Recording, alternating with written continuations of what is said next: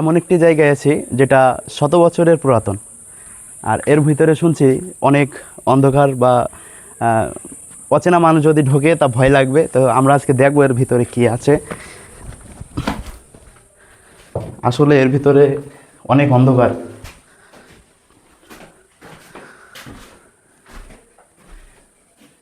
আমরা এখানে দেখতে পাচ্ছি যে মানুষের স্মৃতি সব এখানে আছে, অনেক অলিগলি আছে। আমি বুঝতে পারছি না যে আসলে কমনি ঢুকিয়ে কমনি বাইরে হব, এরকম পথটা আমি বুঝতে পারছি না। যাই হোক, ওদিকে অনেক গর্ত, আমারই ভয় লাগছে, যাওয়া আসলে ঠিক না। তা আমরা দেখি এই সাইড দিয়ে দেখি কি আছে।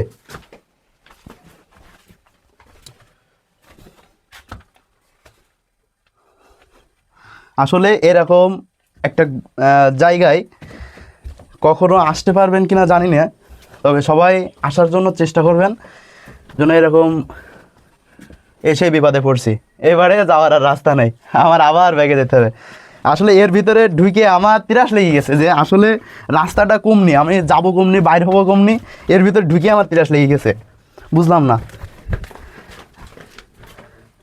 দেখি আর এক সাইড দিয়ে যাওয়া যায় কিনা। রাস্তা আছে, দেখি এই রাস্তাটা কোথায় গিয়ে উঠেছে এটা দেখা যাক, আসেন।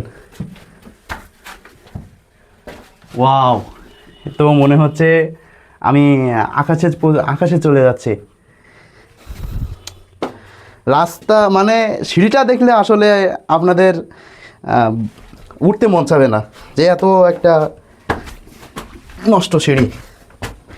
এ উঠতে গেলে কাদা বর্ষার সময় এখন জায়গাটা স্লিপও হয়ে আছে।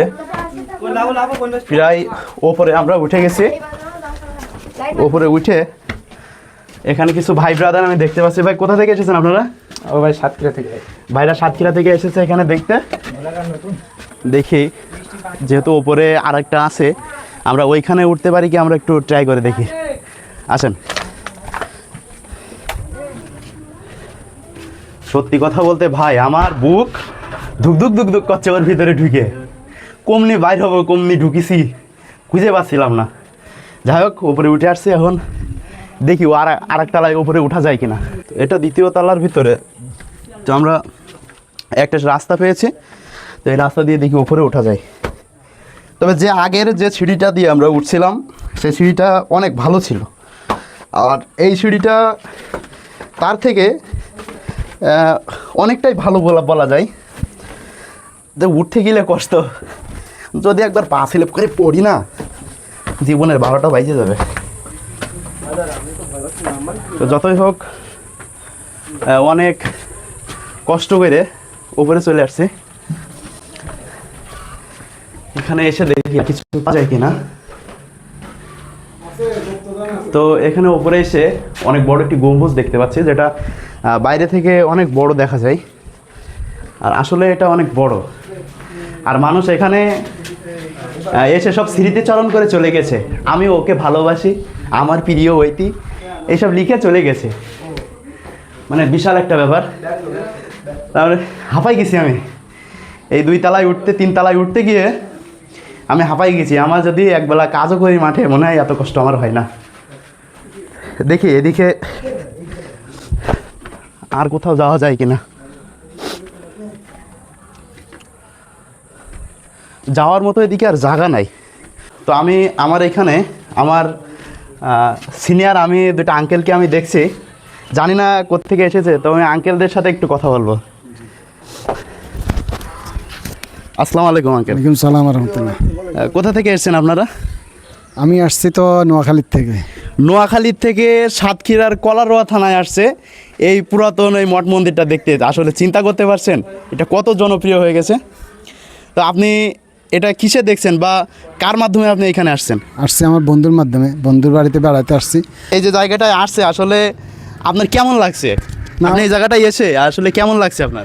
আসলে আমার ভালোই লাগছে, আর আমি কিন্তু ছোটোবেলার থেকে ঘোরাঘুরি পছন্দ করি।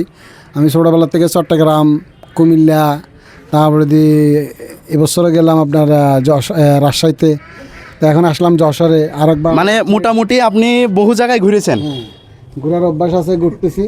তো এখন সিলেটে ঘোরার বাকি ছিল, এখন বন্ধুকে নিয়ে সিলেটে যাওয়ার আশা আছে। ও টাঙ্গাইলেও গেছি আমি। যাক, আল্লাহ আপনাদের সেই তৌফিক দান করুক, আমিন। সুস্থভাবে যেন আপনারা যেতে পারেন। তো দেখেন, আসলে পুরাতন যদি কোনো জায়গা থাকে তা সেই জায়গায় মানুষ কত আকর্ষণীয় করে আসে। আর এখানে শুধু মানে অনেক দূর দূরান্ত থেকে এখানে লোকজন আসে। এখন তো বলা যায় এটা আনসিজন, মানে ঈদের সময় না, পূজার সময় না, কোনো অনুষ্ঠান এখন হচ্ছে না, যার কারণে এখানে একটু ভিড় কম আছে। তো আমার পাশে একটা ভাই আছে, ছোট ভাই কি বড় ভাই আমি জানি না। তো যাই হোক, আমি তার কাছ থেকে একটু কথা বলবো। ভাই, কোথা থেকে আসছেন আপনি? আমার বাড়ি মাদ্রায়, এই সোনাবাড়ির পাশে। মাদ্রাই, মানে এই পাশেই তো আর কি। তো এই জায়গায় প্রতিনিয়ত আসা হয়। হ্যাঁ, আসলে তো এই জায়গায় এসে আসলে আপনার মনের অনুভূতিটা কি একটু আমাদের একটু বোঝান। আমার মনে অনুভূতিটা ভালোই লাগছে। এখানে এসে অনেকগুলো প্রাচীনকালের অনেক জিনিসপত্র দেখতে পাচ্ছি, তারপরে বিভিন্ন মন্দির আছে, আর অনেক বড় রাজপ্রাসাদ বানায়, এটাই। আচ্ছা, এই জায়গাটা নাকি, যেহেতু আপনি এলাকার, তো এই জায়গাটা নাকি আরো উঁচু ছিল, এটা কি মাটির নিচে চলে গেছে? এমন মাটির নিচে 3 তলা আছে। মাটির নিচেও 3 তলা আছে, যাওয়ার কোনো রাস্তা আছে? আছে, বাট বন্ধ করে দিয়েছে ওটা। এটা বন্ধ করে দিয়েছে। হ্যাঁ। মাটির নিচে, এই যে মাটির নিচে যে 3 তলার কথা আপনি বলছেন, এটা কি উপরে ছিল, নিচে চলে গেছে, নাকি নিচ থেকে এটা উঠানো হয়েছে? অনেকে বলে এক রাত্রে তৈরি হয়েছে, আবার অনেকে বলে 3 জন রাজা মিলে তৈরি করছে। এখন কোনটা যে সত্য তা তো আর জানা নাই। আচ্ছা, তো আমি এখানকার একটা ভাইয়ের কাছ থেকে আমি শুনছি, যেহেতু ভাইয়ের বাসা পাশেই আর কি, তো এইখানে জায়গাটা আসলে অনেক সুন্দর। তো আজকের ভিডিও আমার এই পর্যন্ত। সকলে সুস্থ থাকবেন, ভালো থাকবেন।